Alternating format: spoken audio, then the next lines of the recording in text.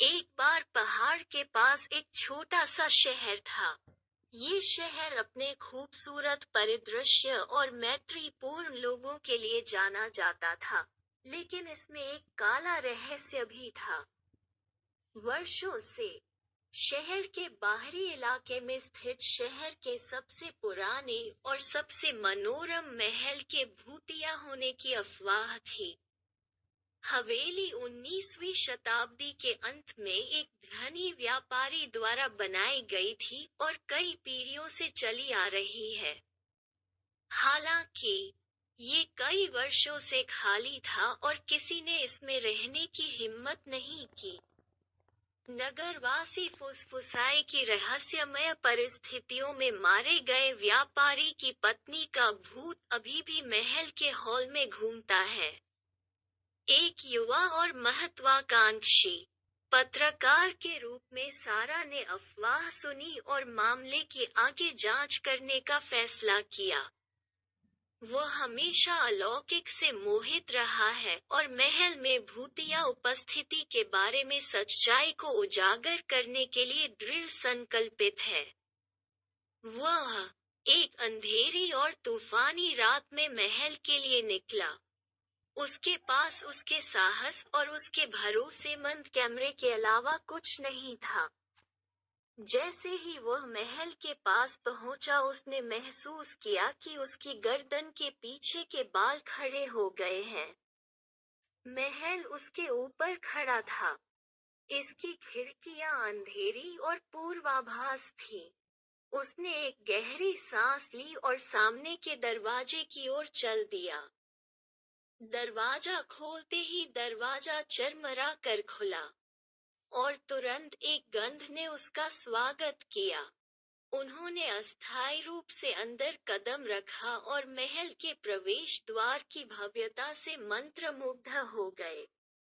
हालांकि जैसे जैसे वह और अंदर गया, उसे बेचैनी होने लगी। जब वह धूल भरे हॉल से गुजरा तो उसने अजीब आवाजें सुनी और हवा का एक ठंडा झोंका महसूस किया। पुराने महल की दरारों से हवा के झोंके आने पर उसने उसे झाड़ दिया, लेकिन वह इस भावना को हिला नहीं पाए कि वह उसे देख रहा था। उसने अपना कैमरा निकाला और भूत की मौजूदगी के कुछ सबूत मिलने की उम्मीद में महल के इंटीरियर की तस्वीरें लेने लगा। जैसे ही वह जा रहा था, उसने ऊपर से एक शोर सुना। वो ध्यान से सीढ़ियां चढ़ गया और दालान के अंत में एक दरवाजे के सामने खुद को पाया। दरवाजा थोड़ा खुला हुआ था और उसने भीतर से एक हल्की फुसफुसाहट सुनी। उसने धक्का देकर दरवाजा खोला और अंदर चला गया। कमरा खाली था, लेकिन जब उसने चारों ओर देखा तो उसने कुछ ऐसा देखा जिससे उसका खून ठंडा हो गया। कमरे के कोने में एक भूतिया आकृति थी। ये लंबे सफेद गाउन पहने एक महिला का भूत था। वो रो रही थी और जैसे ही सारा उसके पास पहुंची, उसने महसूस किया कि वह महिला व्यापारी की पत्नी का भूत थी। वह भय से अभिभूत हो गया और जितनी जल्दी हो सके महल छोड़ दिया। अगले दिन सारा असामान्य जांचकर्ताओं के एक समूह के साथ हवेली लौटती है। वे इलेक्ट्रॉनिक उपकरणों, कैमरों और ऑडियो रिकॉर्डर से लैस हैं। उन्हें कोई अजीब या चमत्कारी गतिविधि नहीं मिली।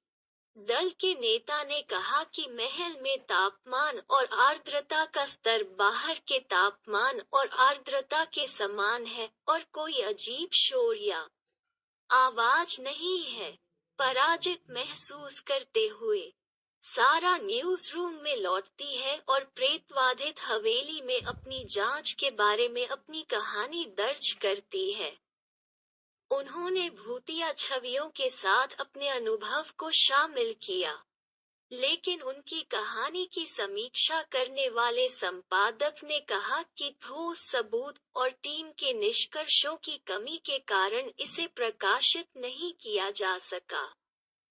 सारा निराश थी, लेकिन वो इस भावना को हिला नहीं पाई कि उसने वास्तव में व्यापारी की पत्नी का भूत देखा था। वो इसे समझा नहीं सकता था, लेकिन वह जानता था कि भूत असली था। और महिला मदद के लिए रो रही थी। साल बीतते गए और सारा एक सफल पत्रकार बन गई। कुछ और कहानियां लिखी और एक किताब भी लिखी, प्रेतवाधित महल में उनका अनुभव। लेकिन वो व्यापारी की पत्नी के भूत को कभी नहीं भूले।